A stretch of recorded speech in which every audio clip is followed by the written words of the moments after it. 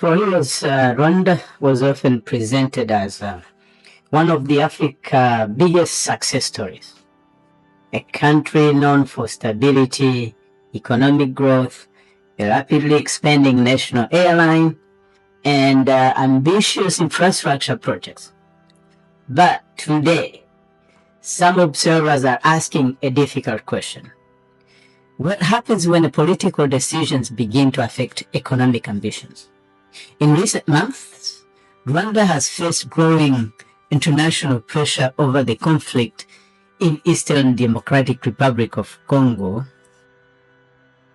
The consequences are no longer limited to diplomatic statement. They are beginning to appear in areas that directly affect the country's economy. RwandAir is losing important routes. International investors are becoming more cautious. And one of the country's most ambitious projects, the new Bugesera International Airport, has experienced significant delays. Coincidence? Or are these developments connected? Let's take a closer look.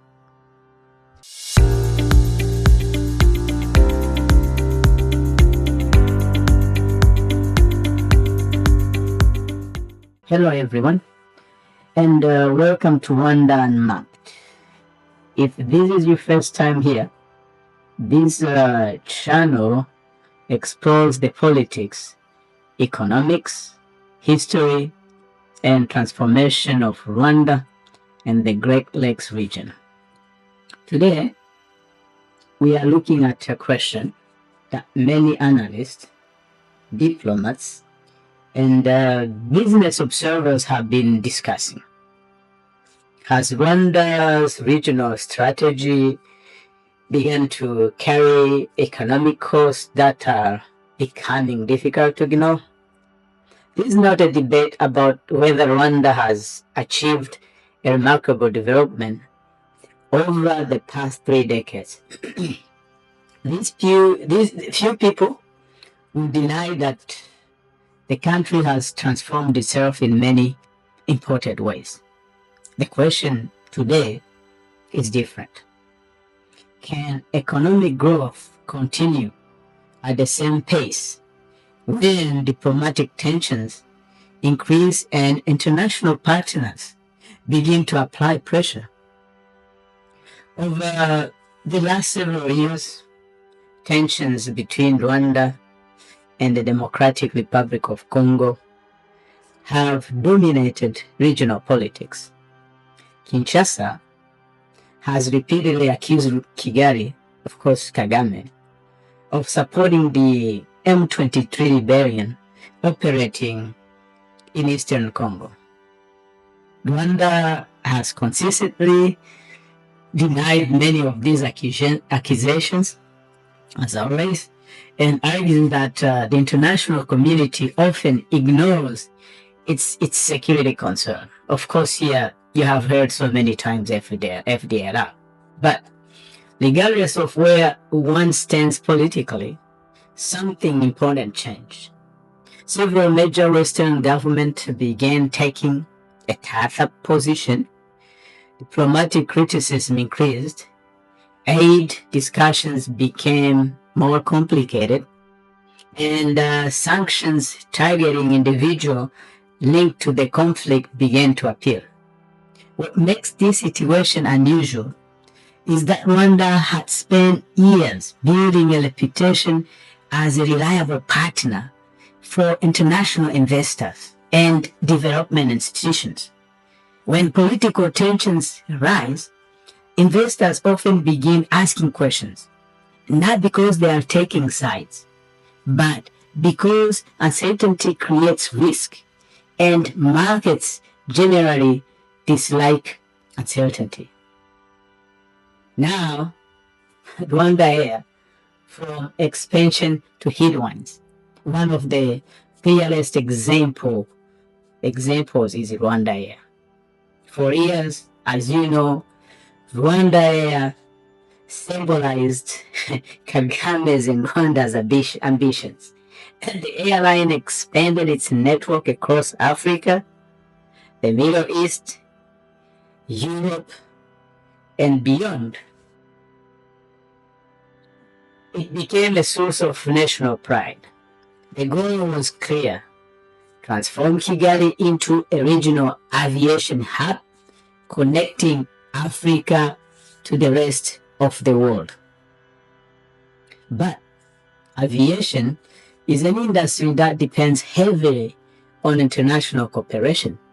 Airline needs access to foreign airports, they need partnership, they need traffic rights, and they need stable diplomatic relationship.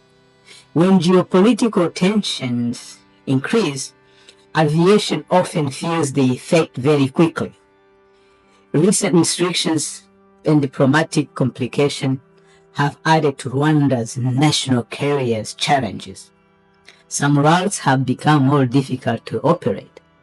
Passengers' demand can be affected by perceptions of regional instability, and expansion plans become harder to execute. For an airline already operating in a highly competitive environment, every challenge matters. The results? RwandAir finds itself navigating conditions far more complex than those envisioned during its years of rapid expansion. The airport dream and reality check, perhaps nothing illustrate Rwanda's ambitions more than the new Bugesera International Airport. As you know, this project was designed to become one of the largest infrastructure development in the country's history. The vision was impressive, of course. A modern airport capable of handling millions of passengers each year, a gateway to support tourism, a catalyst for trade. It was a cornerstone, of course, of Rwanda's ambitions to become a regional transportation hub. And of course, you cannot achieve these things when you cannot get along with your neighbors, or you're causing wars, insecurity in your neighbors. And of course, but major infrastructure projects require more than engineering. They require financing, they require investors' confidence, and they require long-term economic certainty. When investors evaluate projects worth hundreds of millions or even billions of dollars, political risk is a part of that calculation. Every delay increases cost. Every uncertainty raises questions. Every diplomatic dispute can affect perceptions. The airport project has experienced delays that many observers believe reflect broader economic and financial realities facing Kagame's regime. Whether those delays are temporary or signs of deep challenges remains a subject of debate. But one thing is clear: large infrastructure projects are easier to build when international confidence is stronger. Another important issue Kagame is facing involves minerals. The Eastern Democratic Republic of Congo, of course, has some of the world's most valuable mineral resources. These include materials used in batteries, electronics, and modern technology. As global demand for these critical minerals continue to rise, competition for access also has intensified. The issue has increasingly attracted international attention. Questions about supply chains, sourcing, and transparency have become major topics among government and multinational corporations. For Rwanda, this discussion presents both opportunities and challenges. The country has positioned itself as an important participant in regional mineral processing and trade. At the same time, international scrutiny has increased regarding the origin of certain minerals moving through the region. As a result, what was once a larger regional issue has become part of a broader global conversation about economics, technology, and geopolitics. And of course, many of us have been asking a question: if Kagame miscalculated. So this is where the debate becomes particularly interesting. Supporters of President Kagame argue that Rwanda cannot compromise its security interests simply because international partners disagree. They believe Rwanda, including Kagame, has legitimate concern that deserve attention. Critics see the situation differently, and this is why the majority in Congo, Rwanda, Burundi, Uganda, everywhere, even the Americans, everyone who has a logic, they argue that the economic costs are becoming increasingly visible.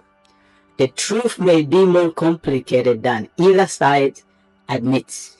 Governments often make decisions based on security considerations, even when those decisions carry economic consequences. The challenge is balancing both priorities. Security and prosperity are closely connected. If a country sacrifices one for the other, problems eventually emerge.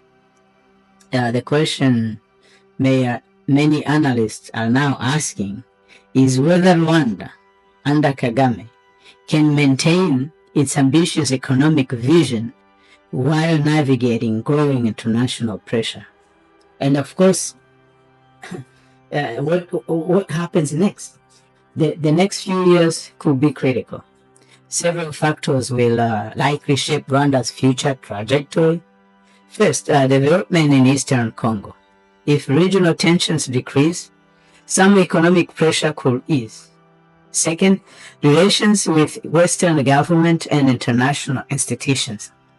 Improved diplomatic engagement could help restore confidence. Third, the performance of a key project such as RwandAir and Bugesera International Airport. Their success or failure will influence how many investors view Rwanda's long-term prospects. And finally, the broader global economy. Competition for investment is intense. Countries that maintain stability and investors' confidence often gain significant advantages. Rwanda remains one of Africa's most closely watched countries.